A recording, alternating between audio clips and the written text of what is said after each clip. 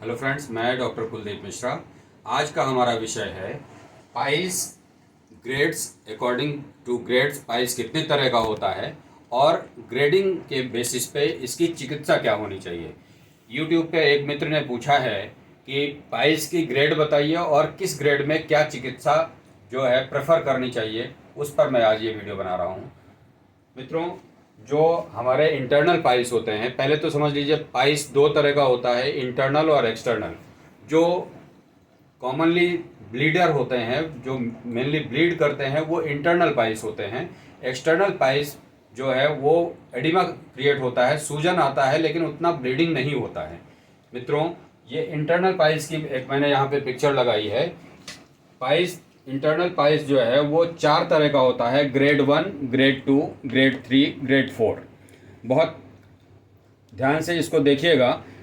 जो ग्रेड 1 का पाइल्स होता है, कैसे पहचानेंगे? ग्रेड 1 का पाइल्स जो होता है, ये पाइल्स जब मल त्याग के टाइम पे ब्लीडिंग होती है, ये पाइल्स में एडिमा तो होता है, लेकिन ये पाइल्स मल द्वार से बाहर नहीं आता है। ये अपनी लोकेशन ऐसे ही मेंटेन रखता है, ब्लीड करता है। पेशेंट की समस्या ये होती है कि ये पाइल्स में की वजह से उसको ब्लीडिंग हो रहा है।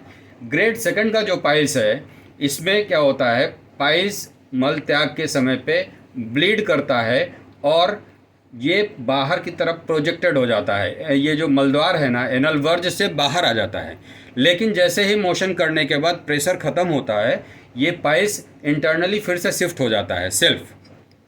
जो ग्रेड 3 का पाइल्स होता है, इसमें एडिमा बहुत ज़्यादा होता है और ये मलत्याग के समय पे ये पाइल्स बाहर की तरफ प्रोजेक्ट हो जाता है।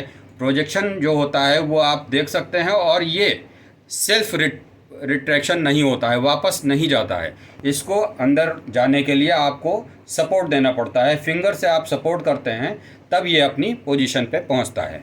ठीक है ना। ग्रेड 4 का जो पाइल्स है, ये मलत्याग करने के टाइम पे या ऐसे भी ये इतना एडिमा हो चुका होता है या इतना ये बढ़ चुका होता है कि ये मलद्वार के बाहर प्रोजेक्टेड ही रहता है। मल त्याग के बाद प्रेशर जब हट जाता है तो भी ये अपने आप अंदर नहीं जाता है। अगर आप एफर्ट करें, फिंगर से इसको अंदर करने की कोशिश करें, तो भी ये बार बार बाहर आ जाता है। तो ये हो गई grading of the piles, internal piles. अब मित्र ने पूछा है कि ग्रेडिंग के अकॉर्डिंग इसकी चिकित्सा क्या होनी चाहिए। मित्रों, ये जो फर्स्ट और सेकंड ग्रेड का पाइल्स है, इसमें आप औषधीय उपचार से आराम पा सकते हैं।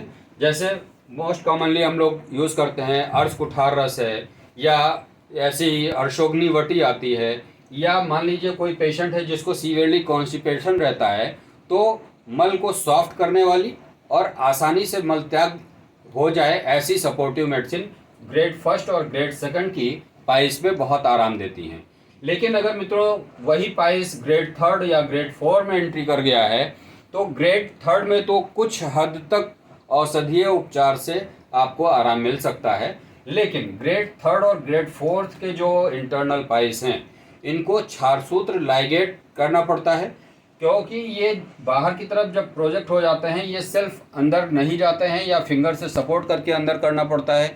जब इन पाइल्स को पकड़ के हम क्षारसूत्र से लाइगेट कर देते हैं, ये विदिन 7 to 10 डेज ये लाइगेट होकर के वहाँ से गिर जाते हैं, और फर्दर कब इनका जो ब्लीडिंग का नेचर होता है वो बार बार ब्लीड नहीं करते हैं, और पेशेंट 21 दिन में पूरी रिकवरी कर लेता है।